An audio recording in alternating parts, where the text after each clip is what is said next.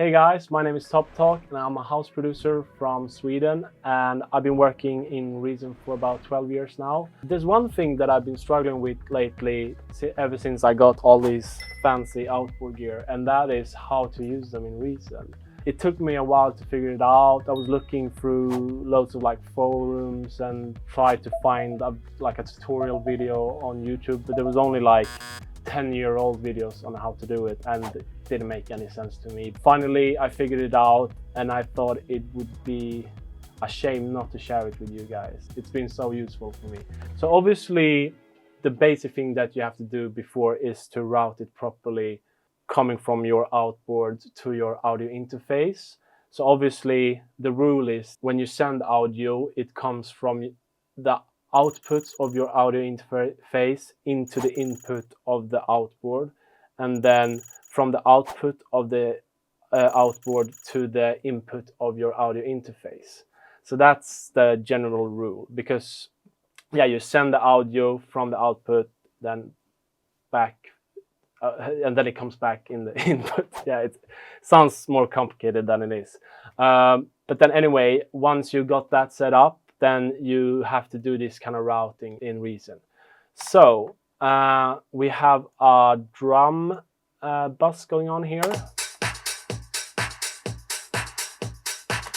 And if we have a look on the back rack of Reason, you see your direct out, and you also see a demonstration of your outputs and inputs of your audio interface here in Reason. And if I want to route this to, for example, my tape emulators from HRK, it's great. So I go to the back of the racks, and I take this drum bus and I take the direct outs and send it to the output that goes into the inputs of these in here at the hardware interface section. So just like that, I send this signal to these. As you can see, they're lighting up. And then to hear what you're doing, you just create the audio track. And then we take the designated inputs here, which is 1 and 2 in my case. And then let's see if we can hear what's going on. There we go. Yeah.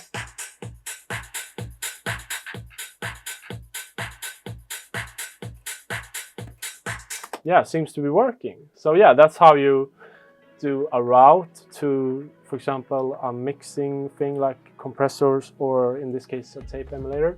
And then there's another way to do it, especially if you have a reverb or delay effects and you want to send vocals or whatever to something specific, or multiple tracks to a specific effect.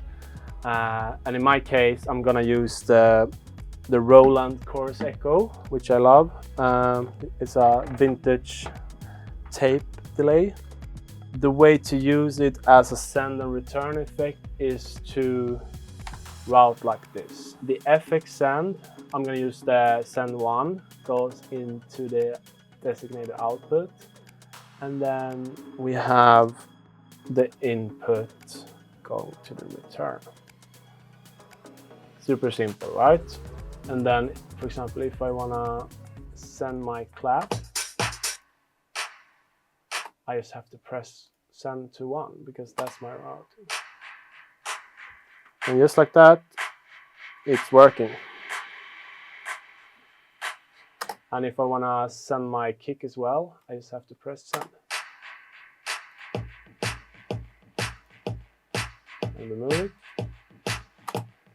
Just to repeat, the FX send goes to the hardware output, and the FX return goes to the hardware input on the audio interface. Yeah, that's basically how you do a send and return effect to hardware. Super simple once you get the hang of it. And yeah, so that's it. Thanks for watching.